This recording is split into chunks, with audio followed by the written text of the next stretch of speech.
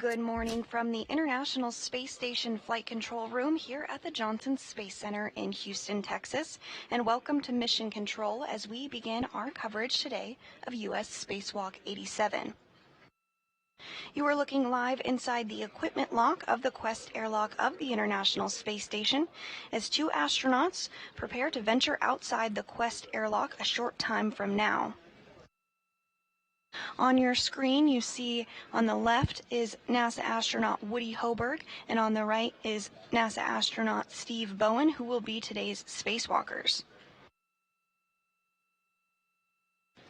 Bowen is wearing the spacesuit with the red stripes on it, and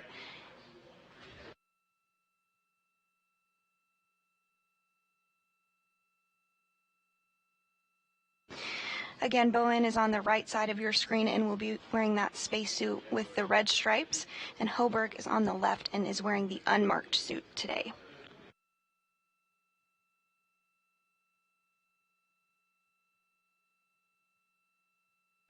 Today's spacewalk is expected to last about 7 hours, the focus of which will be on the starboard truss of the International Space Station to install and monitor the deployment of one of the IROSAs, or ISS rollout solar arrays, which arrived on the SpaceX Cargo Dragon resupply craft on Monday to the International Space Station.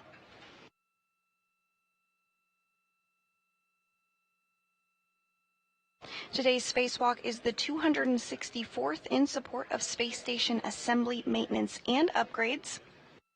This will be the 9th spacewalk for NASA astronaut Steve Bowen and the first spacewalk for NASA astronaut Woody Hoberg. Today's spacewalk will be the 7th spacewalk in 2023 and the 5th spacewalk for Expedition 69 so far.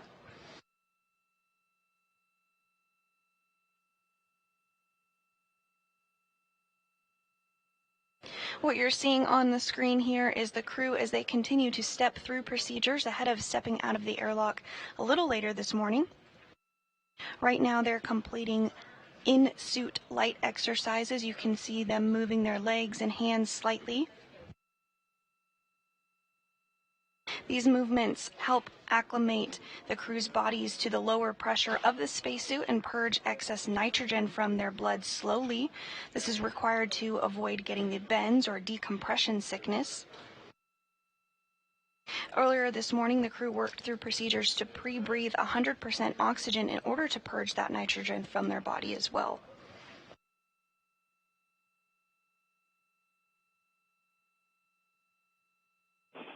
Pause exercise, rest 1 minute.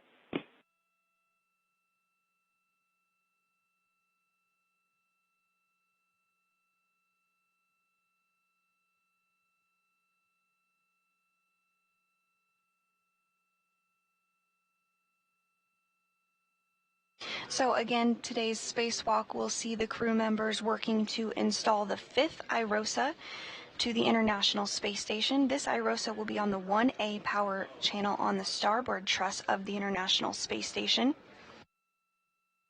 And on June 15th, we'll have an additional spacewalk to install the array on the 1B power channel. These new arrays are 60 feet long by 20 feet wide and share a little more than half of the original arrays, which, as you can see in this graphic here, they lie over top of them. Each new IROSA will produce more than 20 kilowatts of electricity, and once all... Resume exercise, cycle 10. This is the last cycle. And once all those IROSAs are installed, it will enable a 30% increase in power production over the station's current arrays.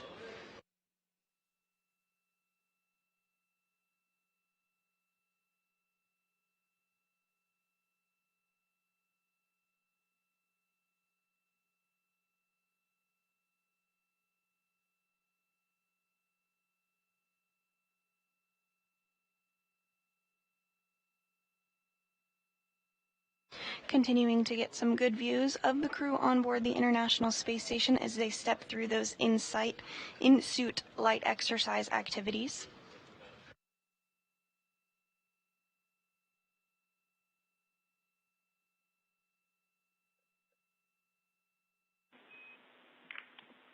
Station Houston on Space to Ground 1, no action on that last caution. Ground checking it out.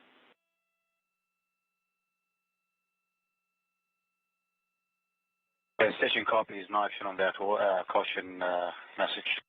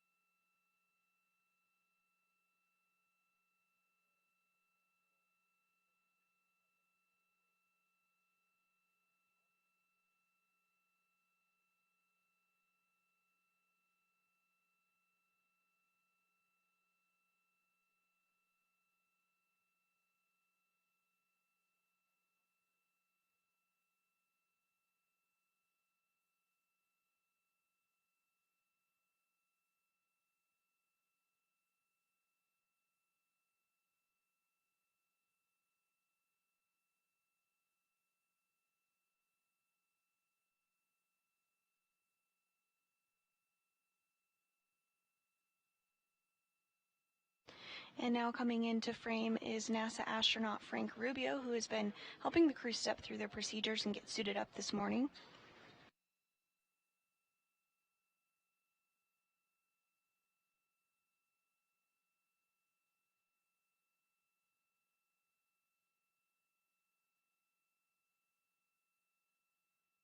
Rubio is in the midst of a long-duration spaceflight. By the time he lands this September, he will have spent the longest single time in space by an American astronaut, having accumulated 371 consecutive days aboard the International Space Station.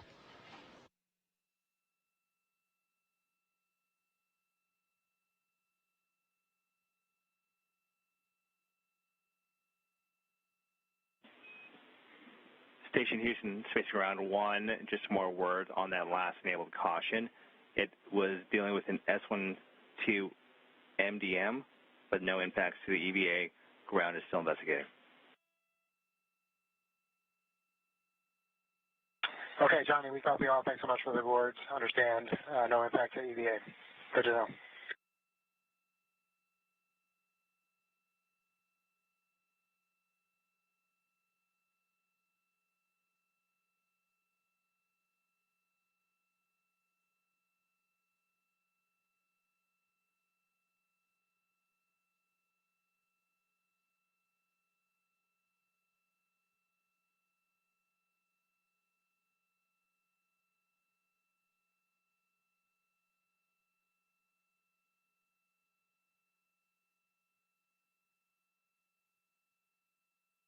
The crew is continuing to work through their in-suit light exercises.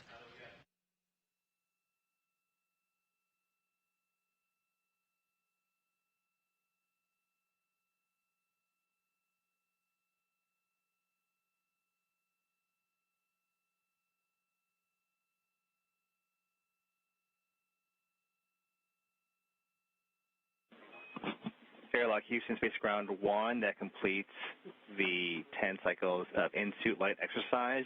You are go for step 5 in the EMU pre-breathe.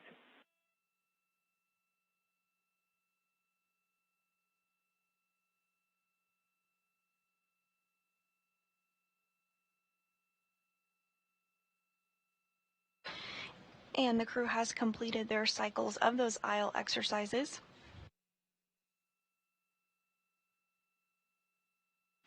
The next steps for them will include continuing to step through procedures ahead of depressurization, part of which will include getting their SAFERs, or Simplified Aid for EVA Rescue, installed on the back of their spacesuits.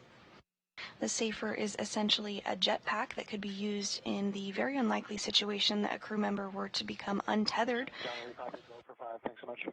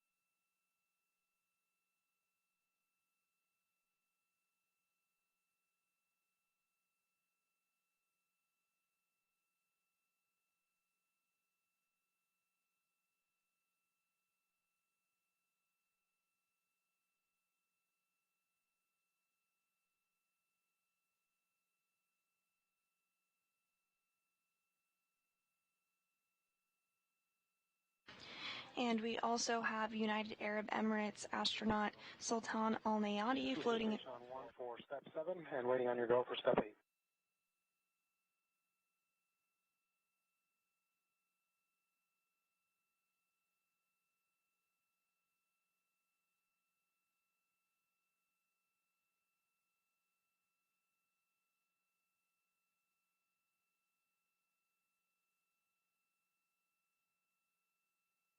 Again, both Rubio and Al Nayati helping to step through procedures with the crew as they continue preparations to exit the Quest airlock later this morning.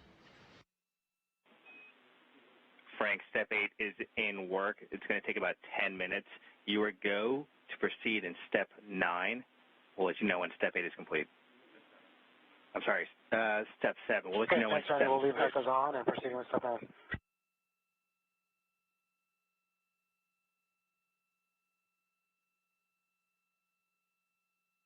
And getting a good view of some of the tools that will be used during today's spacewalk, you did see the space drill or the pistol grip tool, which will be utilized quite heavily throughout today's spacewalk. You're also seeing some of the tethers float. Those will be utilized to ensure that the crew is attached to the International Space Station at all times.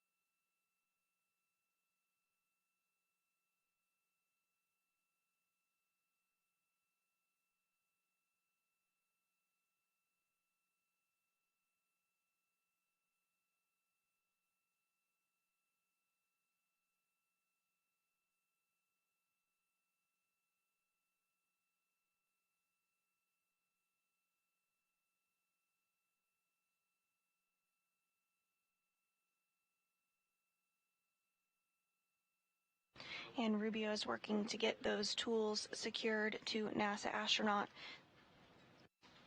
Woody Hoburg's spacesuit.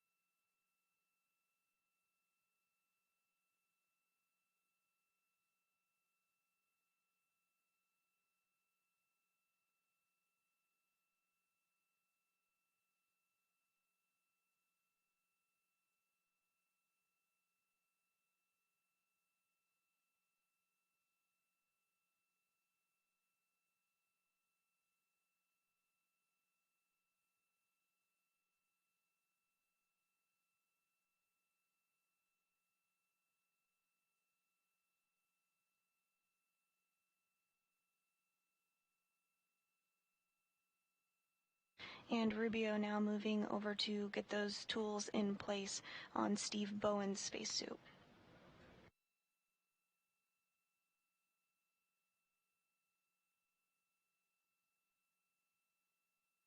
And he's being assisted by UAE or United Arab Emirates astronaut Sultan Al Nayati. Al Nayati's on the left of your screen and Rubio's on the right.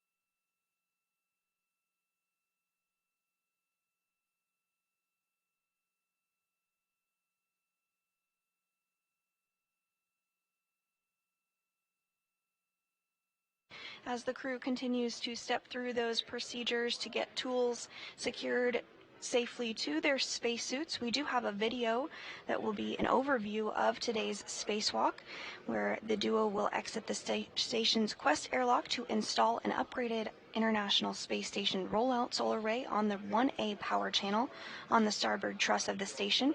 So let's learn a little bit more about what the crew will do during today's spacewalk.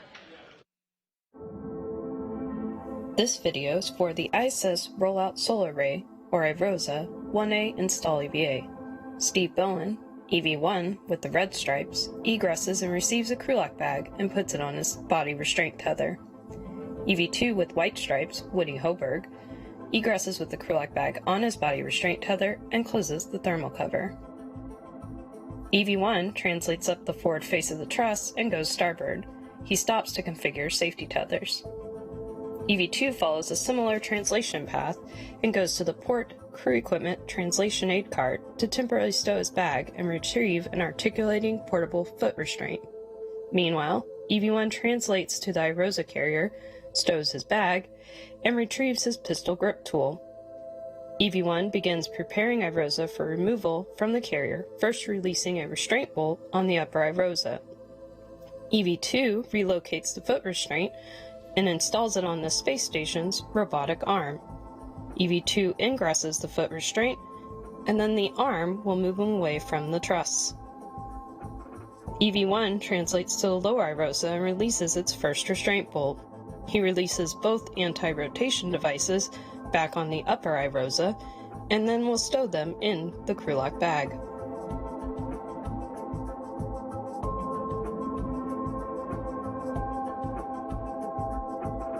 On the robotic arm, EV2 is flown over to access two sets of bolts on the boom end of the upper IROSA. The first two bolts will allow the boom deployment system rollers to be moved into place to help with the array deployment later in the spacewalk. The second two bolts will release two of four mechanisms that hold the IROSA in its rolled-up configuration. EV1 partially releases the upper IROSA's restraint bolt and installs the first of two handling aids called scoops and prep for removing IROSA from the carrier. The arm flies EV2 over to the hinge end of the upper IROSA, and both crew members work to release the final bolt holding it to the carrier. EV1 installs a second scoop, and EV2 lifts the IROSA off of the carrier.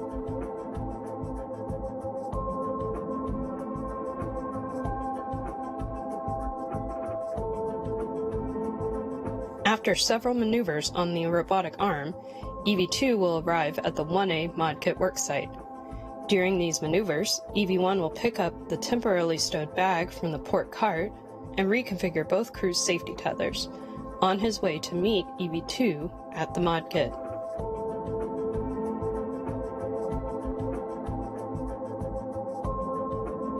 Both crew will then work to install IROSA onto the 1A mounting bracket.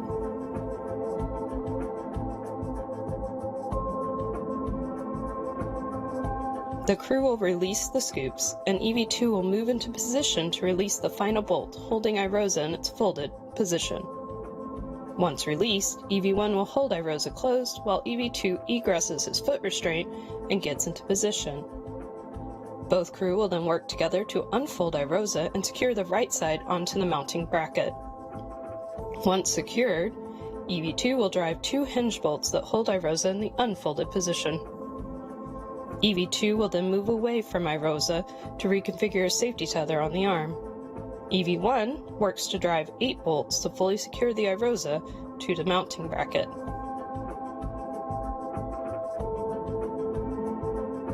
Both crew will then work to electrically connect the new IROSA to the ISS power system.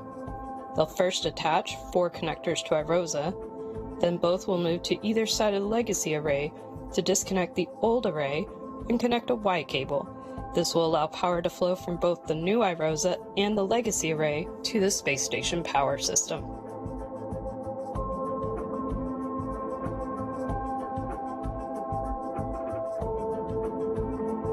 At At this point, EV1 moves into a deployment viewing position, and EV2 will release the final 2 bolts restraining iROSA in the undeployed position. iROSA will deploy over the next 6 to 10 minutes. During deployment, EV1 translates back to the iROSA carrier to reconfigure the carrier beams that previously held the upper iROSA. These beams need to be rotated out of the way to allow access to the lower iROSA on the second EVA. Once deployment is complete, EV2 will release 2 bolts that allow the iROSA blankets to become tensioned. EV2 then cleans up the mod kit worksite, retrieving his crew lock bag, and heads to the carrier to help EV1 with the carrier beams. The crew members will work together to release the bolts holding the beams in place. Then they will rotate the beams out of the way and secure them back down. This is the last task in the first EVA.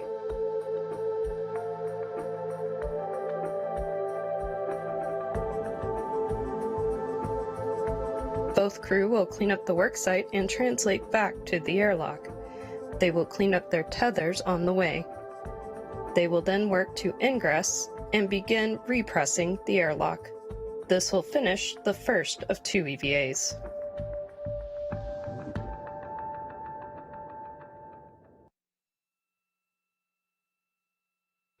And that was an overview of what we can expect during today's spacewalk.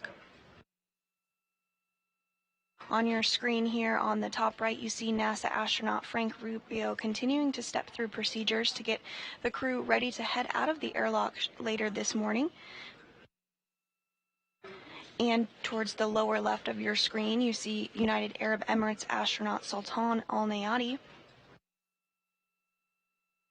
He's working alongside Rubio to prepare to get the simplified aid for EVA rescue or SAFER installed.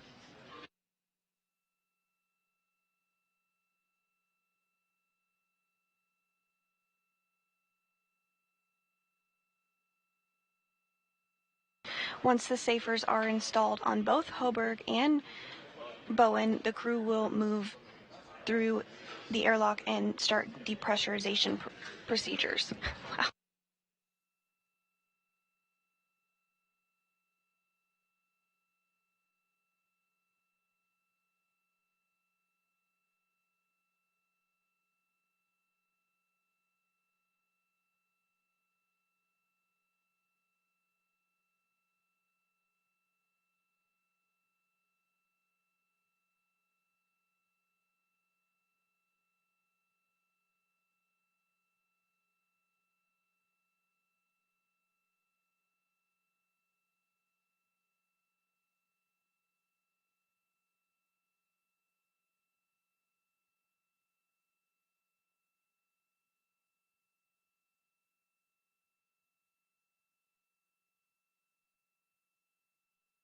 Copy, Frank. 0009.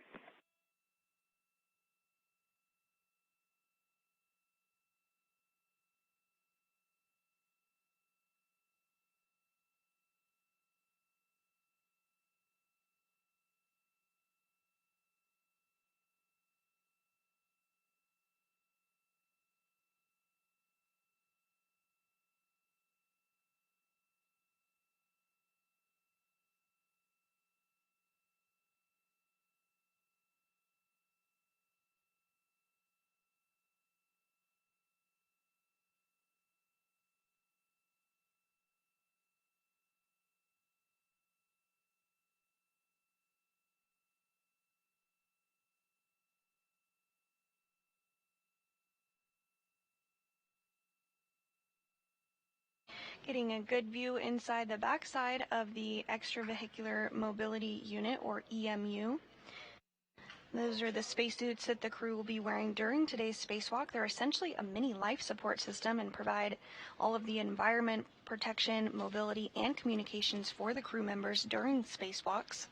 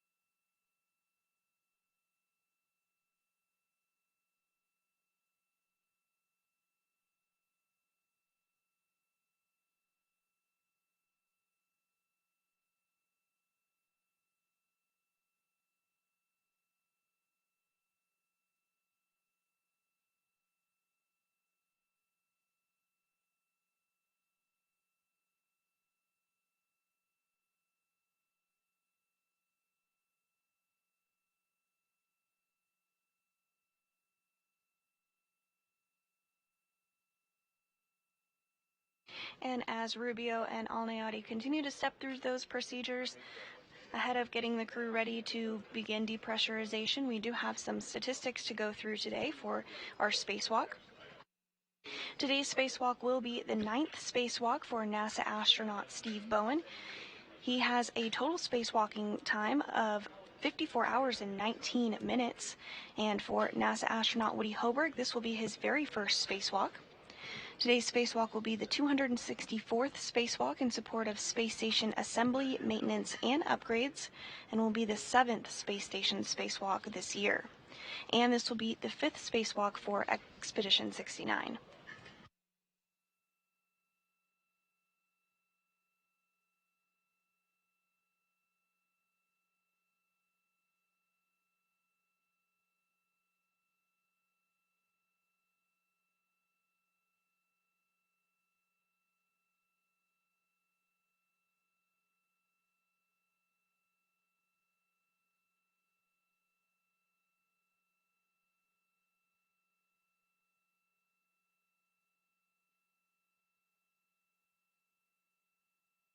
To station on 1 for step 11, time 1214.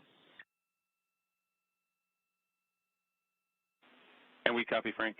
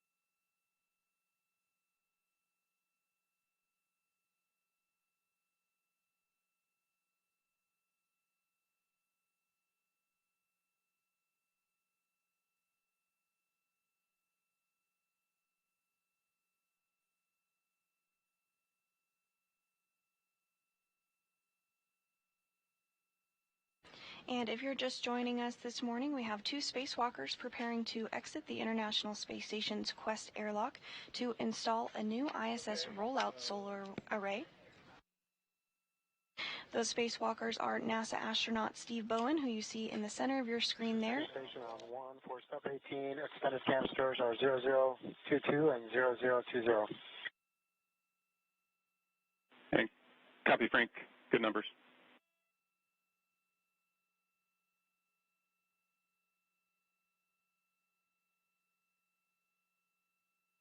And our other spacewalker today is NASA astronaut Woody Hoberg, who will be completing his very first spacewalk.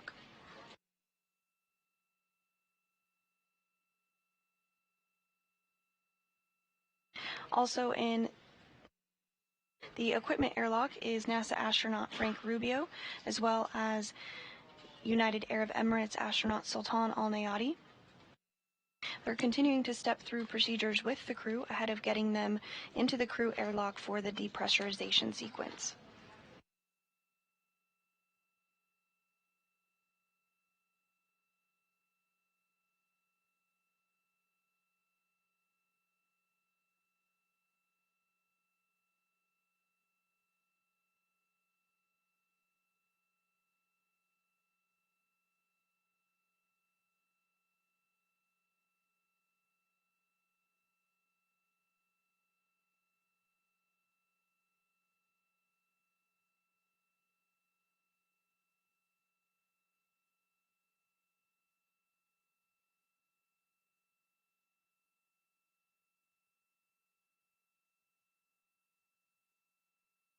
Back in the International Space Station Flight Control Room, the Orbit 2 team is ready to support today's spacewalk under the direction of Flight Director Diane Daly.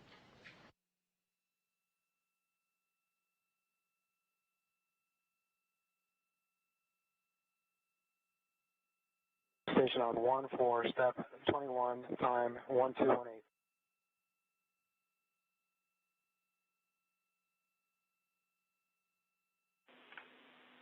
And copy, Frank.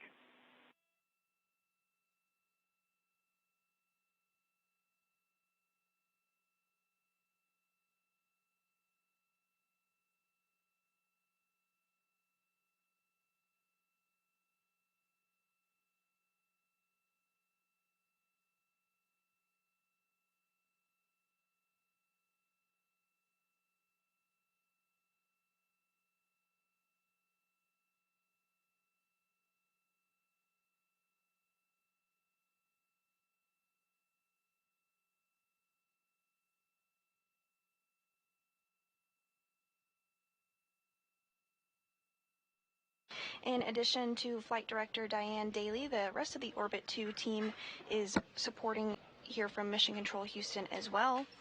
To her right at the Capcom console is the ground IV, and that is Canadian Space Agency astronaut Jenny Gibbons. She'll serve as the spacewalk communicator who will talk directly with the crew during the spacewalk, helping them choreograph timelines and procedures. And to her right is NASA astronaut Nick Hague, who is the Capcom. You'll hear him communicating with the crew up until the point of depressurization this morning, at which point the ground IV will take over communicating with our spacewalking duo.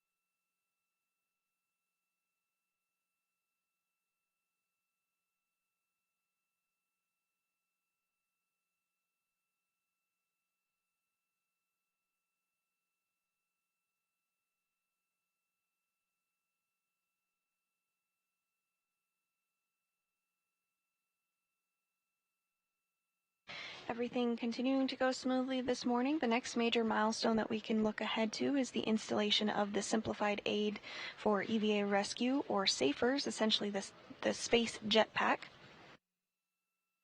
This is installed as a precautionary measure in the very unlikely event that a crew member were to become untethered from the International Space Station.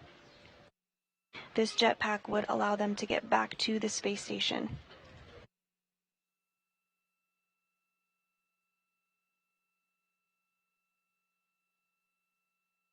Following SAFER installation, we can look ahead to depressurization.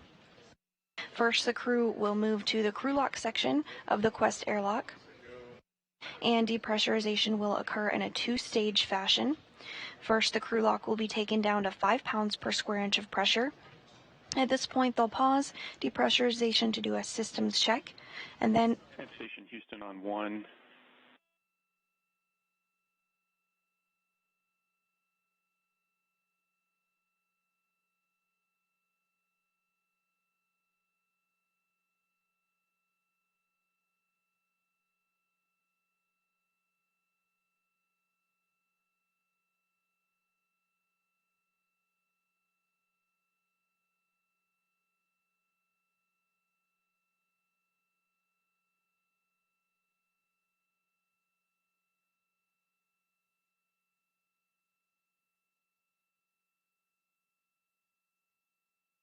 And we are seeing Alneati and Rubio work together to install the safer. Hey, Frank. I've got one go back for you. Step 8, we owed you a go. Your go to turn off the HECA. It's just, if you want to turn off HECAs on both EVs, that'd be great. Thanks so much.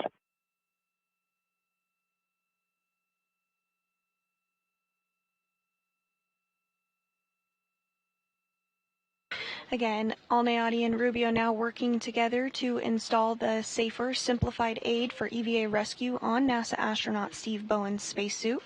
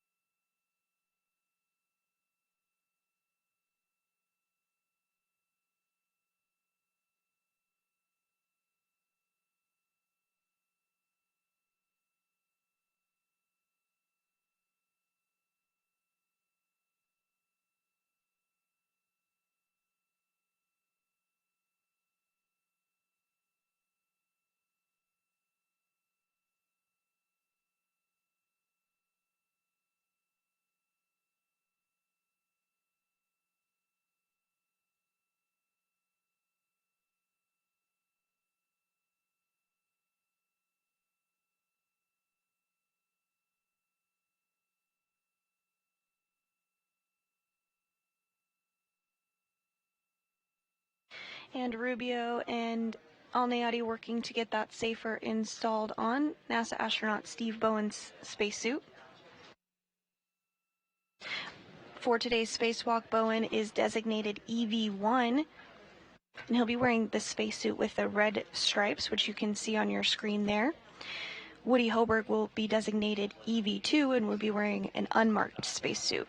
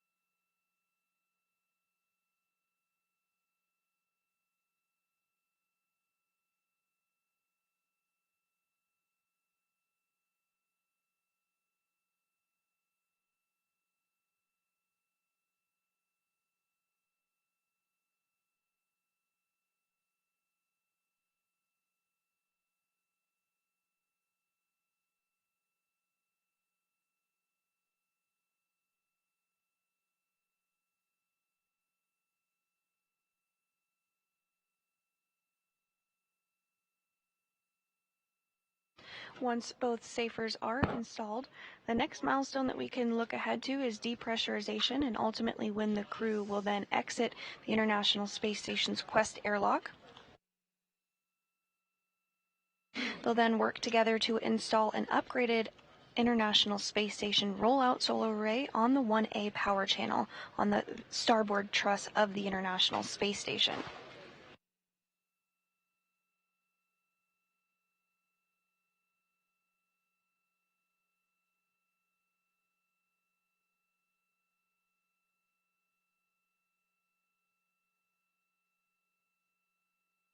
The IROSAs were delivered on a SpaceX Dragon cargo resupply craft on Monday to the space station.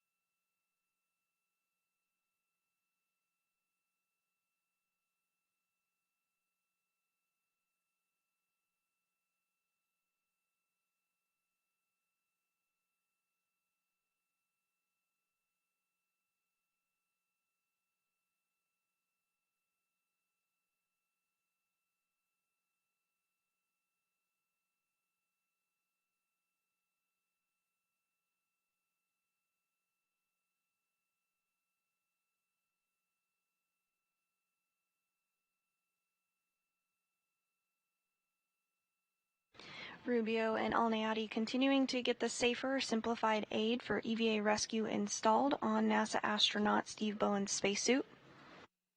Following installation of the safer, Bowen will be moved to the crew airlock for depress.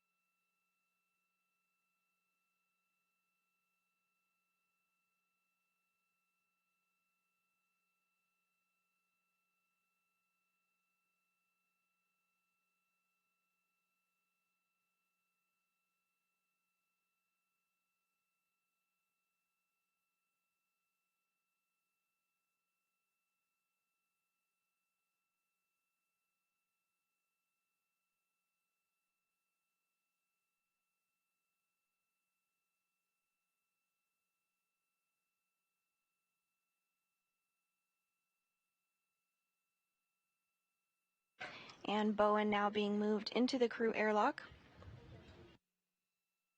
Next up, Rubio and Alniati will work together to get Hoberg's safer installed.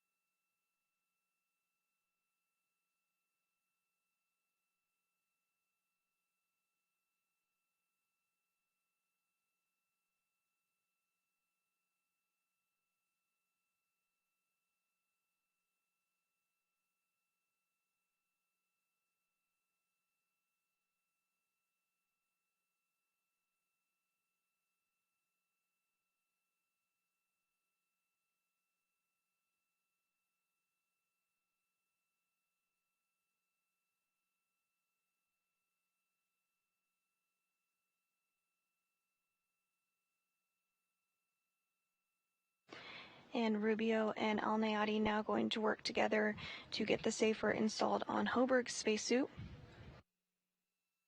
Again, he'll be designated EV2 and he's wearing the spacesuit with the unmarked spacesuit this morning.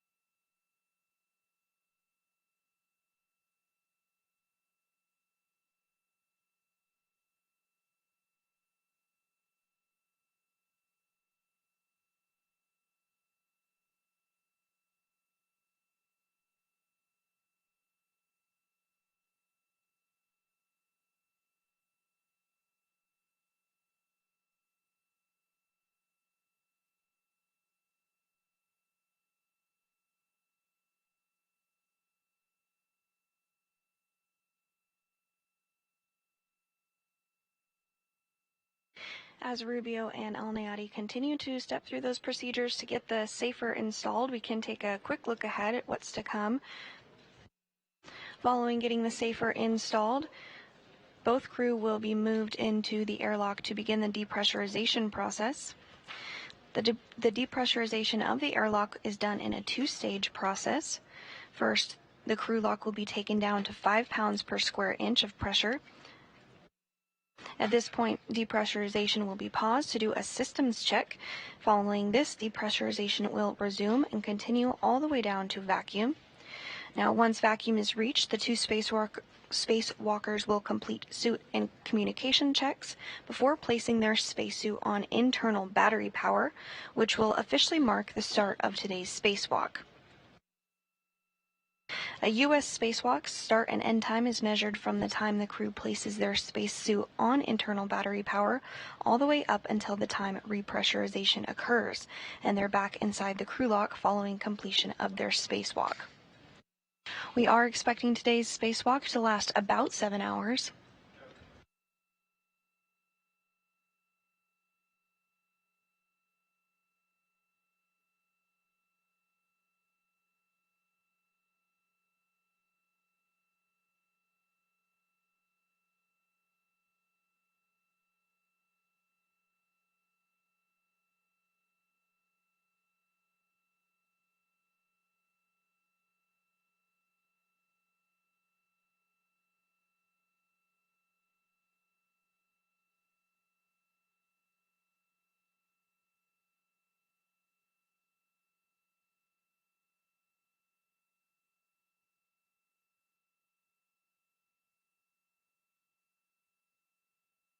And here in Mission Control Houston, NASA Flight Director Diane Daly did just pull the team of flight controllers on console, and everything is looking good. We are go for today's spacewalk.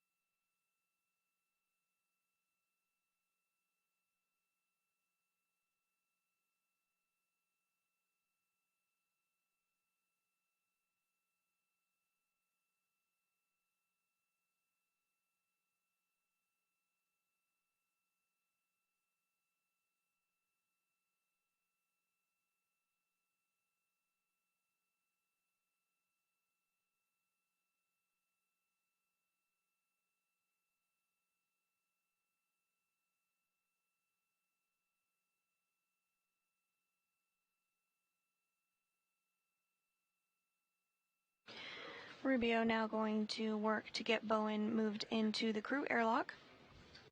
Hoburg, rather. Bowen currently is in the crew airlock already.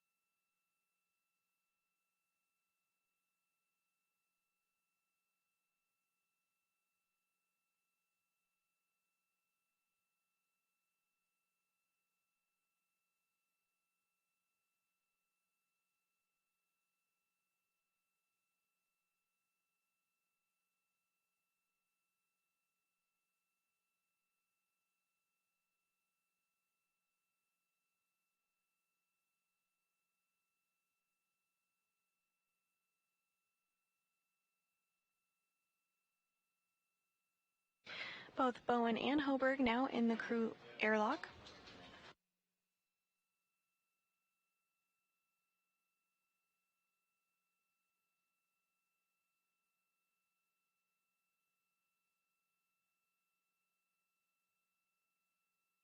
Once they get situated and everything looks good, we will see the hatch close and the depressurization process begin.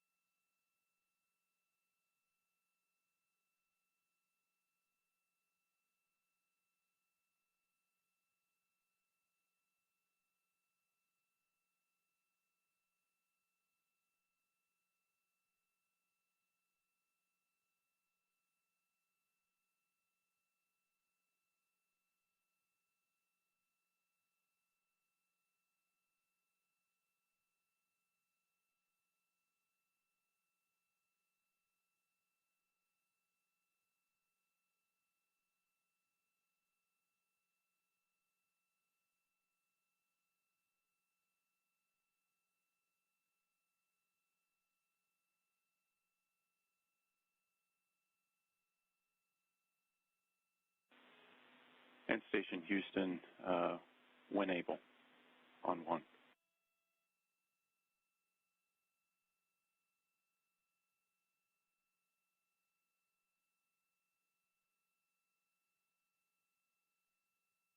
Connect with you on 1. Hey, Frank, we're trying to get in front of an LOS with some ground commanding. There's a couple steps that you're going to confirm later on we'd like to do early. That's step 76 and 77.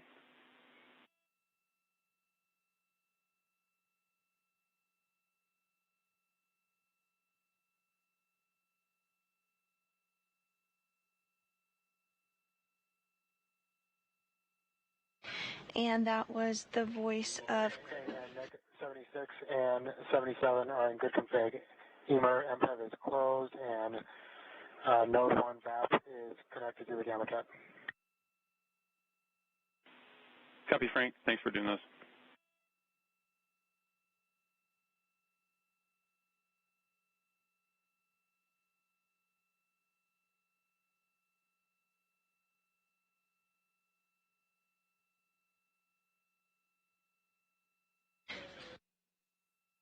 And that was the voice of today's Capcom and NASA astronaut Nick Hague, calling up to Rubio, letting him know that there is a loss of signal coming up, giving them the go to step through a couple of procedures during that LOS.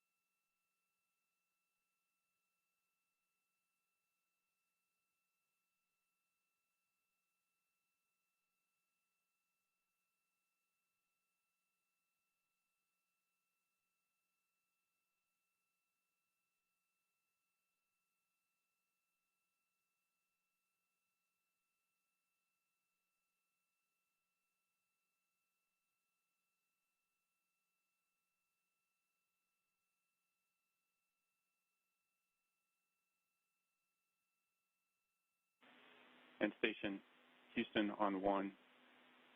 No action for you. You can acknowledge with the thumbs up. We're going to command, so you go hot mic for the EV crew.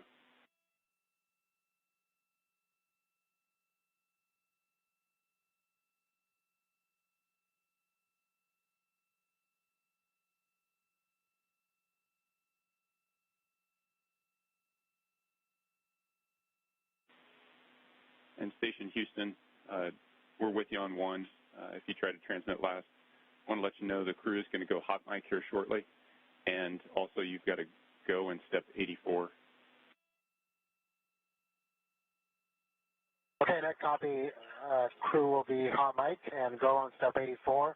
And Nick, just be advised, you're coming in a little bit weak. You're readable. Copy all.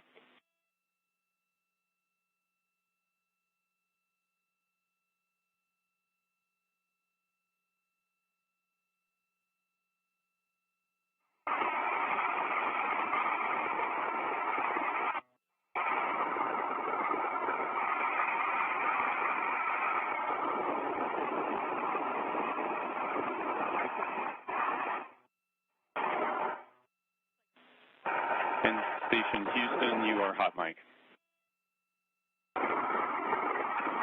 BB1 copies. BB2 copies.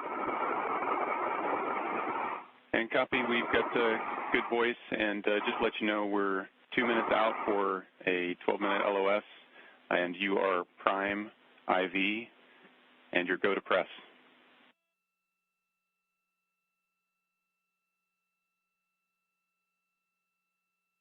And Nick, I copy prime IV. Go to press. Thanks so much.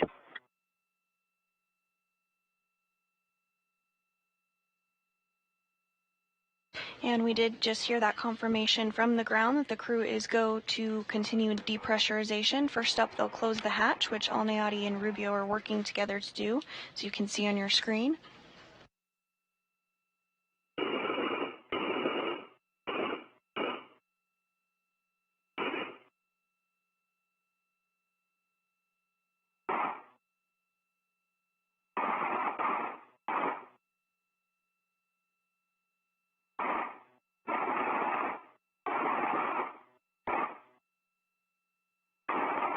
The flash is going to close. Good luck. We'll see you in a little bit. Yep. Talk to you later.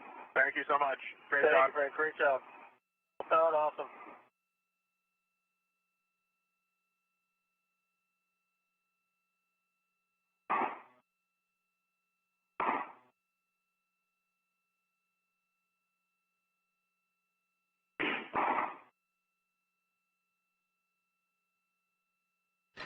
And you did see that hatch just get closed. We are in an expected handover between ground stations. So we are not going to expect to have video of the crew on board the International Space Station for the next 11.5 minutes. However, we do know that they're going to continue the depressurization process as they have the go from the ground to do so.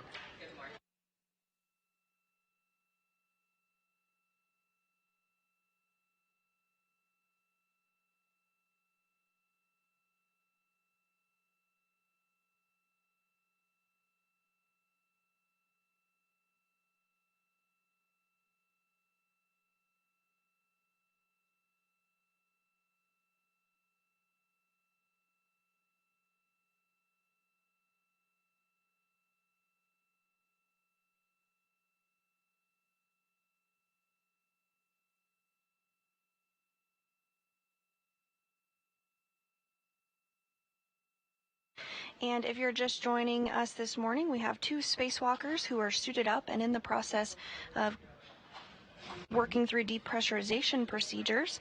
Today they will exit the station's Quest airlock to install an upgraded IROSA, or International Space Station Rollout Solar Array, on the 1A power channel on the starboard truss of the International Space Station. We do have an animation to walk us through what we can expect our spacewalkers to complete today, so let's take a quick look. This video is for the ISS Rollout Solar Array, or IROSA, 1A install EVA. Steve Bowen, EV1 with the red stripes, egresses and EV2 with white stripes, Woody Hoberg, egresses with the crew lock bag on his body restraint tether and closes the thermal cover. EV1 translates up the forward face of the truss and goes starboard. He stops to configure safety tethers. EV2 follows a similar translation path and goes to the port crew equipment translation aid cart to temporarily stow his bag and retrieve an articulating portable foot restraint. Meanwhile, EV1 translates to the IROSA carrier, stows his bag, and retrieves his pistol grip tool. EV1 begins preparing IROSA for removal from the carrier, first releasing a restraint bolt on the upper IROSA. EV2 relocates the foot restraint and installs it on the space station's robotic arm. EV2 ingresses the foot restraint, and then the arm will move him away from the truss. EV1 translates to the lower IROSA and releases its first restraint bolt. He releases both anti-rotation devices back on the upper IROSA, and then will stow them in the crew lock bag.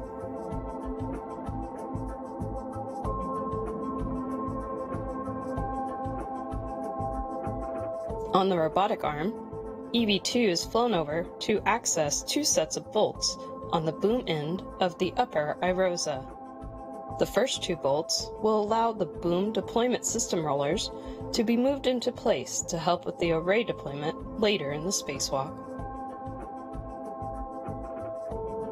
The second 2 bolts will release 2 of 4 mechanisms that hold the IROSA in its rolled-up configuration. EV1 partially releases the upper IROSA's restraint bolt and installs the first of 2 handling aids called scoops and prep for removing IROSA from the carrier. The arm flies EV2 over to the hinge end of the upper IROSA, and both crew members work to release the final bolt holding it to the carrier. EV1 installs a second scoop, and EV2 lifts the IROSA off of the carrier.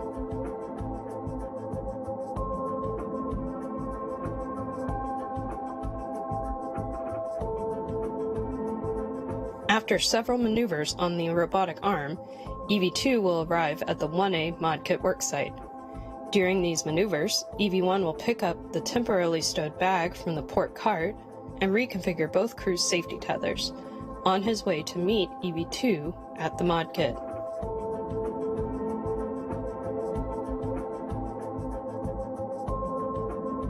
Both crew will then work to install IROSA onto the 1A mounting bracket.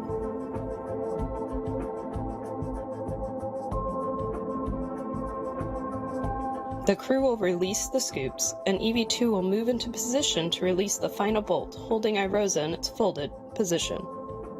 Once released, EV1 will hold IROSA closed while EV2 egresses his foot restraint and gets into position.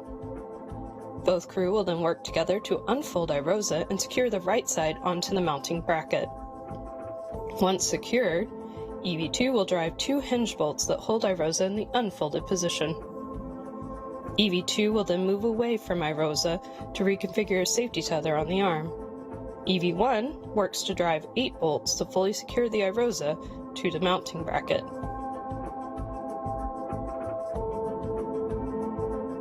Both crew will then work to electrically connect the new iROSA to the ISS power system.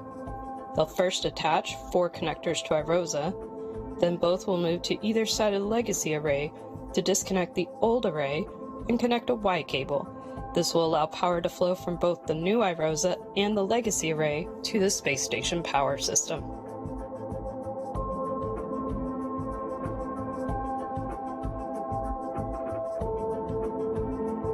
At this point, EV1 moves into a deployment viewing position, and EV2 will release the final 2 bolts restraining iROSA in the undeployed position.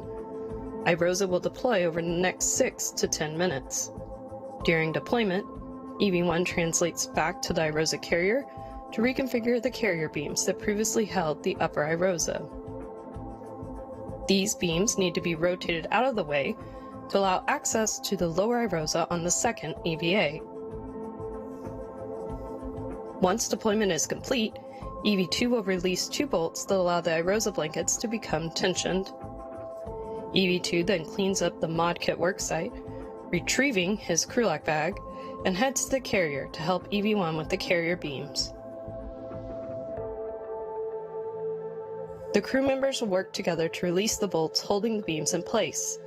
Then they will rotate the beams out of the way and secure them back down. This is the last task in the first EVA.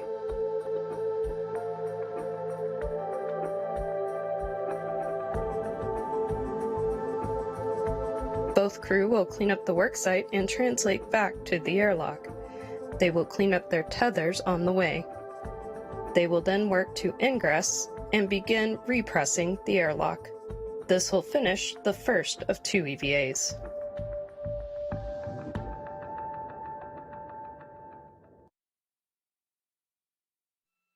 And that is a high-level overview of what we can expect from today's spacewalk.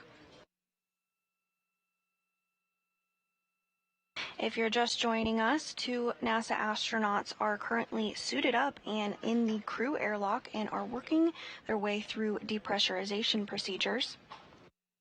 Today's spacewalkers are NASA astronaut Steve Bowen, and today will be his 9th spacewalk, as well as NASA astronaut Woody Hoburg, who will be completing his first spacewalk.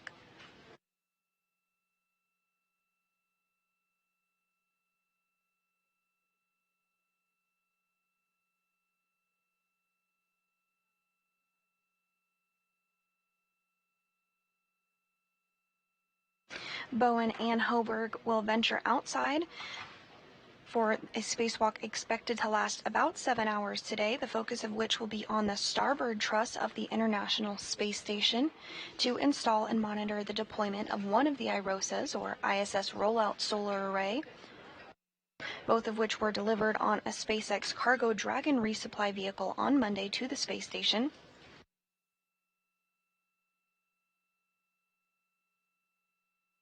And today's spacewalk is the 264th in support of space station assembly, maintenance, and upgrades. This is the 7th spacewalk in 2023 and the 5th spacewalk for Expedition 69. As we mentioned, it's the 9th spacewalk for Bowen, who has a cumulative spacewalking time of over 54 hours across 8 previous spacewalks.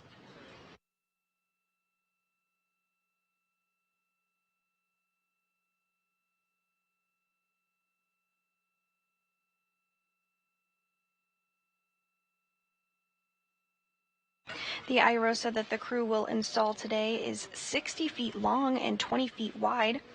It shades a little more than half of the original or legacy arrays, which are 112 feet long by 39 feet wide. Each new iROSA produces more than 20 kilowatts of electricity, and once all the iROSAs are installed, it will enable a 30% increase in power production over the International Space Station's current arrays.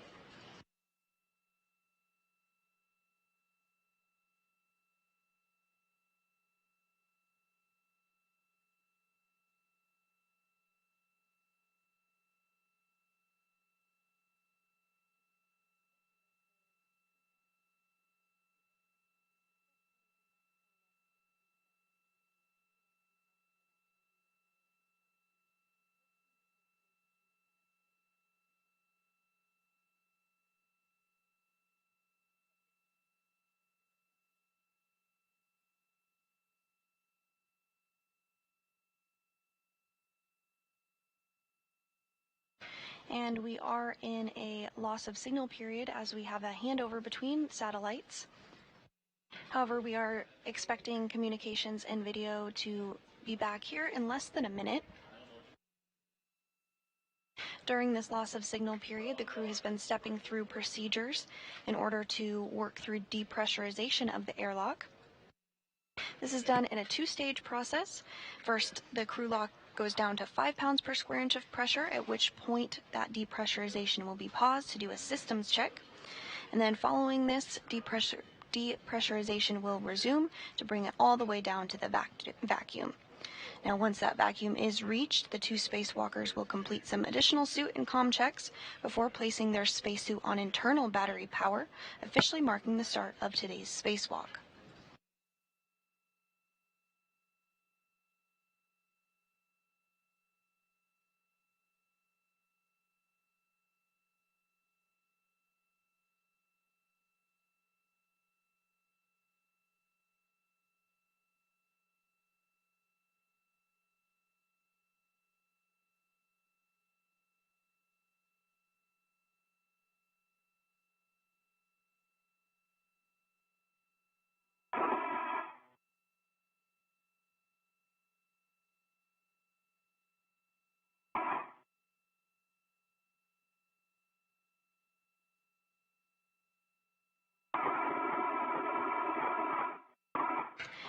And pressure inside of the crew lock is about 7.27 pounds per square inch. Again, we'll pause once that pressure reaches 5 pounds per square inch.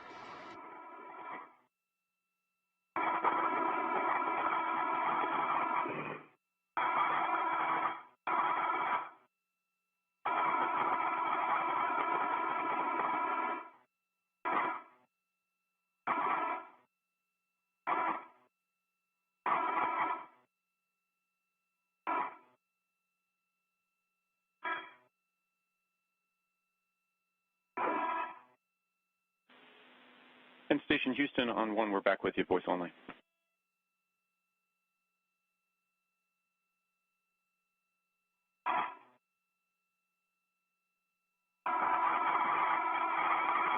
Next, we have you loud and clear, copy, voice only, thanks.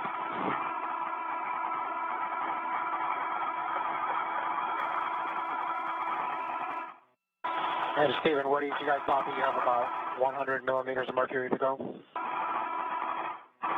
You doing copy? Yep, Frank, I copy. I see airlock P 6.5. Yep, I agree.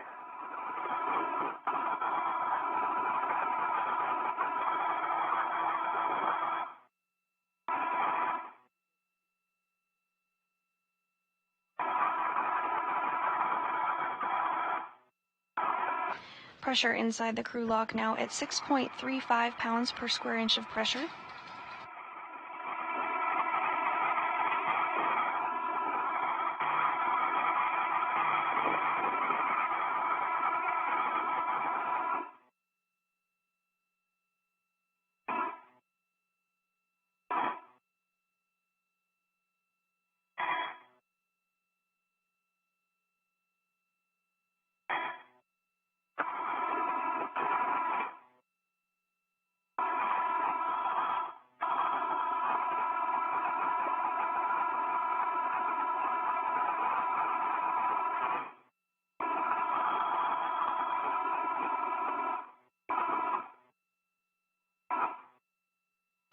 Now less than 6 pounds per square inch of pressure inside the crew lock.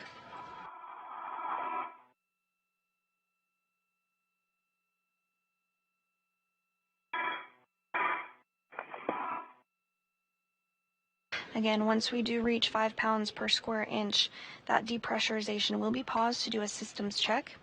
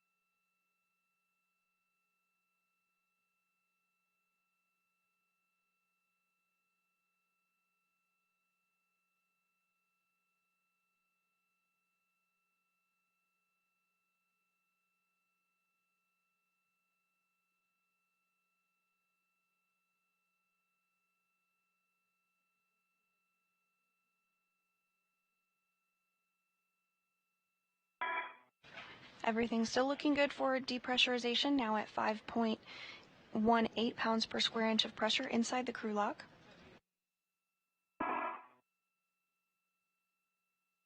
Woody, the next action is going to be for you. We have about 10 to go. I copy, Frank, standing by.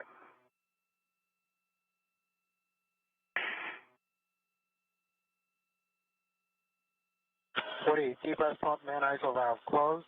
Both of you can expect an alert tone. Closed. And copy closed. Okay, next thing we're going to do is a leak check. So you'll both take your switch display status until leak check question mark is displayed.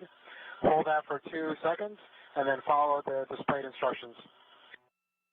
In work, UV1. UV2 in work. And pressure inside the crew lock is now at 5 pounds per square inch of pressure. So you did hear those words about the systems check that are occurring now. Following the systems check, depressurization will resume and continue all the way down to vacuum. And once vacuum is reached, the 2 spacewalkers will complete some additional suit and communication checks before they place their spacesuit on internal battery power, officially marking the start of today's spacewalk. And following this, the crew will, of course, exit the airlock and begin working to get that IROSA installed.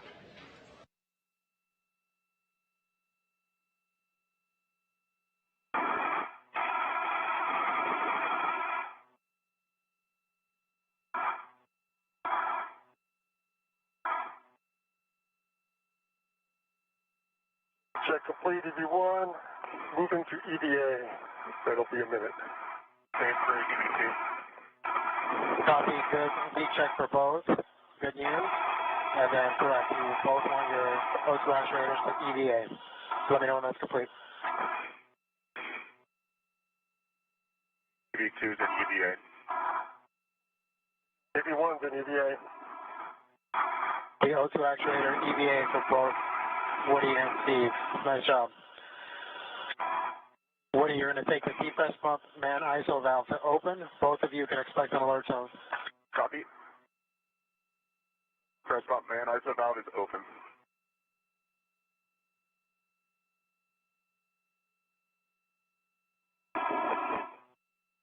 Okay, emergency MPEV is also open. Both of you continue to monitor your suit pressure gauge. Make sure that it remains less than 5.5. Again, if it ever goes above 5.5, let us know and we'll stop the depress. EV1 copy. EV2 copy.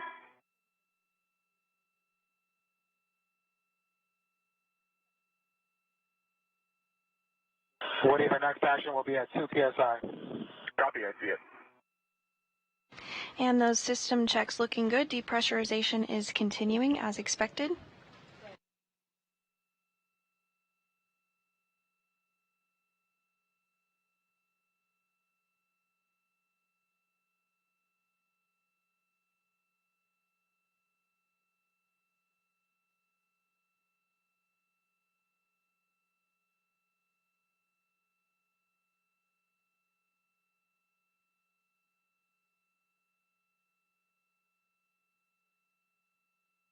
Pressure inside the crew lock now less than 4 pounds per square inch of pressure.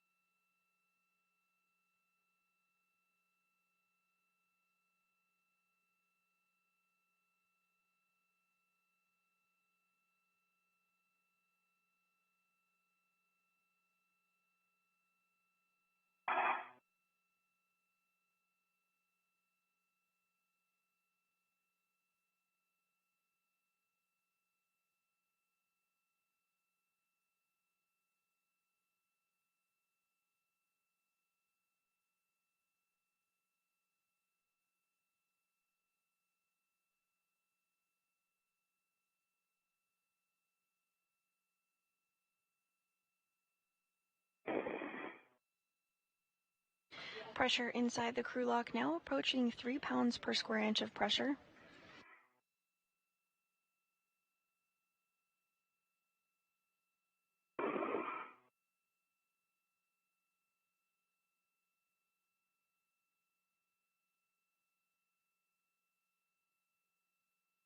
And we are getting a view back inside of the equipment lock here, where NASA astronaut Frank Rubio on the left and United Arab Emirates astronaut Sultan Al Nayati continue to step through depressurization procedures with Hoberg and Bowen, who are inside the crew lock. Pressure inside the crew lock now at 2.68 pounds per square inch of pressure.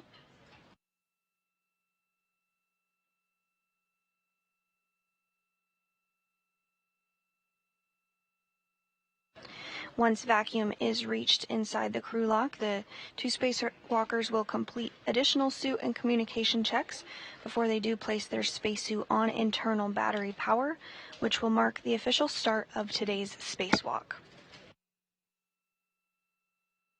A U.S. spacewalk start and end time is measured from the time the crew places their spacesuit on internal battery power. And we're at 123, continuing to 103. Copy, Frank. Receive 2.1.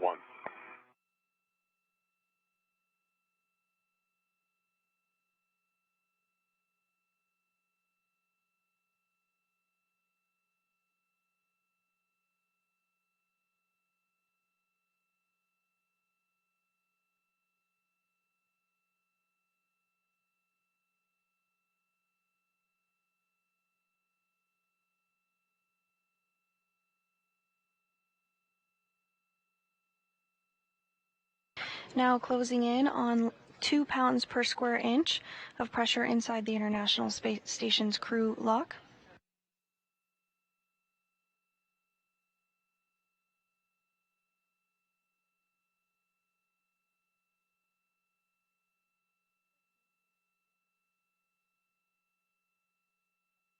Okay, Woody, we're at 103. Depress pump man ISO valve closed. Closed. Copy, closed. Woody on the UIA, switch depress pump power off, OFF. Depress pump power is off. Okay, guys, I will turn you over to Jenny for your initial tether config. And Jenny, you are prime. Copy, I'm prime, ready for the config. Sounds great. Jenny, I'm in a great position to read you the config setting of the airlock gearing extender. Go. All right. Airlock gearing extender, I have my left waist tether, gate closed, locked, block on block. The waist tether small hook is on my left gearing extender. Gate closed, locked, block on block. Also on my left gearing extender, I have my red hook. Gate closed, locked, block on block. My red reel and green reels are both unlocked. The red reel's yellow hook is gate closed, lock, block on block to my green reel. My green reel's small gate hook is gate closed, locked on my red reel. And the green reel's anchor hook goes to Steve's right waist tether. Okay, so And that anchor hook and Steve's waist tether large hook are both gate closed, locked, block on block. Steve, over to you if you can see it. Yep. So we pick up with my waist tether, which is gate closed, slide lock, big hook that you.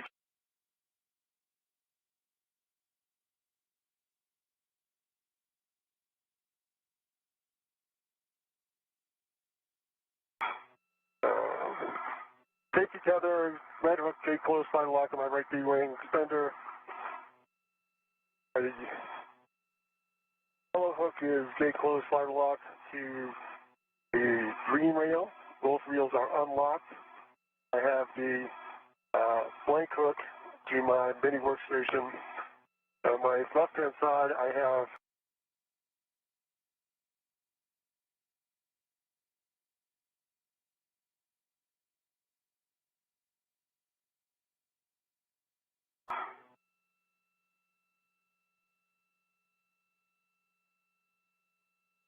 all right, what do you guys? Here we go. So you need Copy to all. That I need is. to get back so I can actually eventually open the hatch. I copy all. We are in a good config.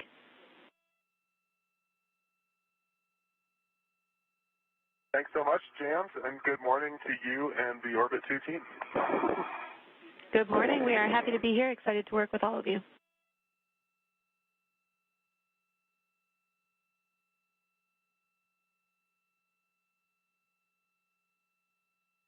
And you are now hearing the voice of Jenny Gibbons, who is the ground IV.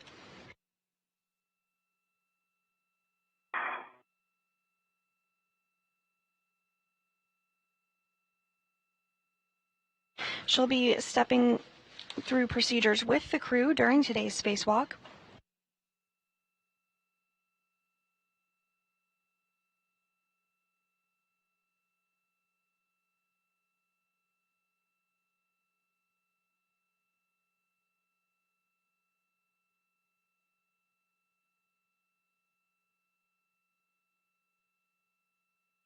And that pressure inside the crew lock now at vacuum. Woody and Steve, we're continuing the deep press here. It'll take a couple of more minutes. When the crew lock DP/DT is approximately 0, expect an alert tone.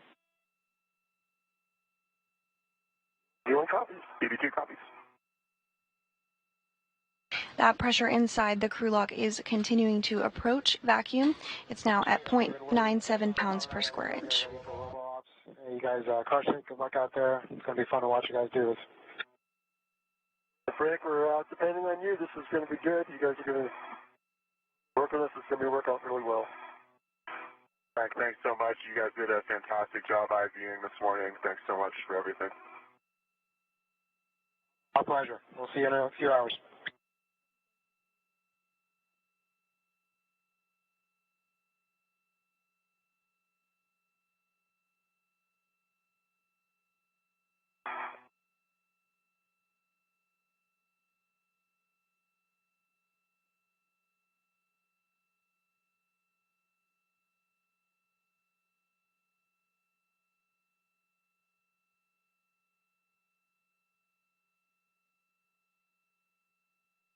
Everything continuing to go smoothly this morning as NASA astronaut Woody Hoberg and Steve Bowen. Tracking around 8 or 9 more minutes down to 0.5 psi.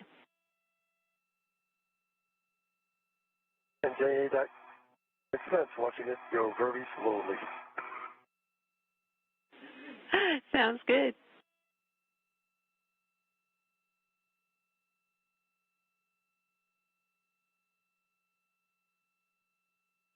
Again, everything going smoothly so far this morning as we anticipate the spacesuits to be switched over to battery power here shortly as soon as those comm checks and system checks are completed.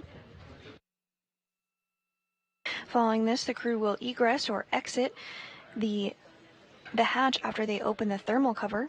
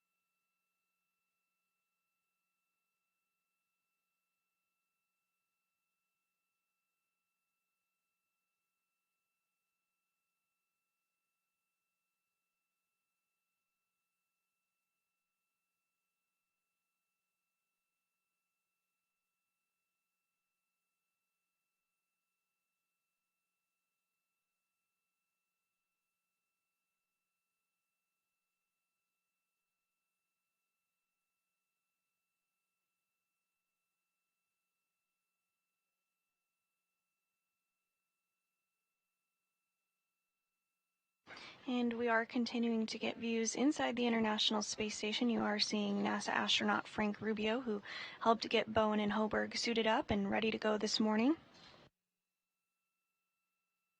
All Nayati now floating into screen as well. Bowen and Hoberg are inside the crew lock, which continues to depress.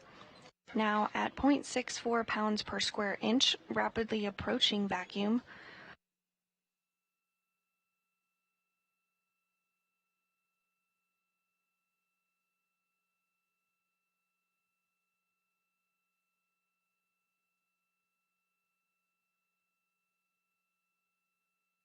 The goal of today's spacewalk is to install an upgraded IROSA, or International Space Station Rollout Solar Array, on the 1A power channel on the starboard truss of the space station.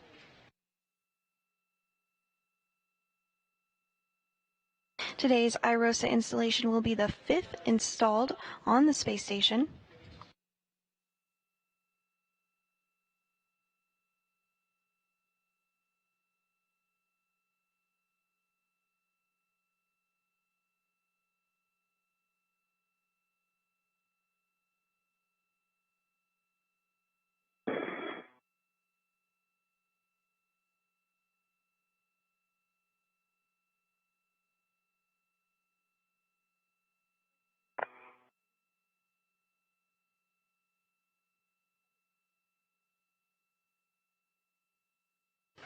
Pressure inside the crew lock now at 0.55 pounds per square inch of pressure.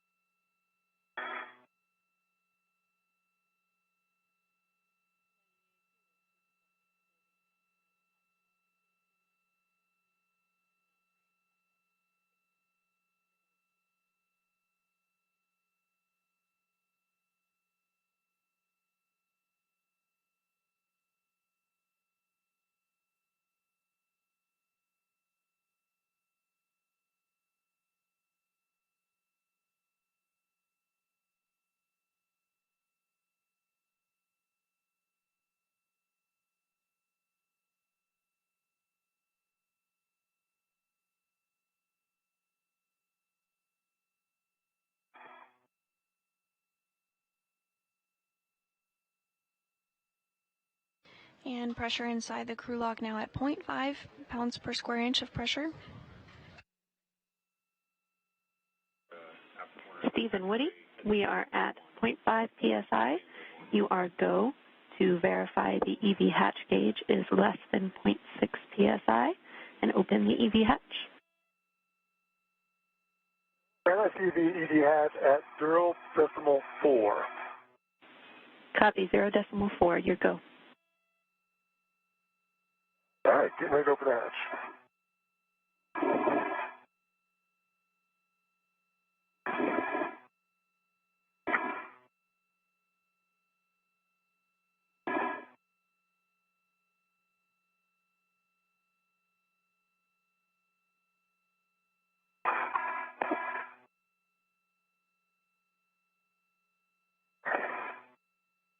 All right, the hatch is open.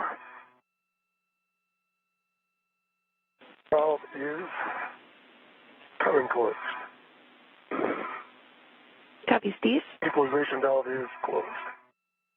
Hatch is open, equalization valve is closed.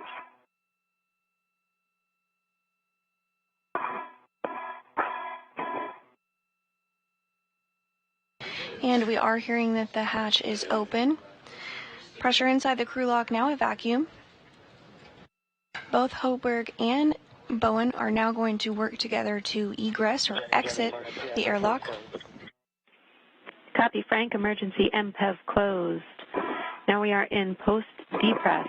Woody and Steve, on your DCMs, switch power to BAT, stagger your switch throws, and expect a warning tone. All right, EV1 power, power to battery. Copy. EV2, going to battery. EV1, good restart, blank, no bite.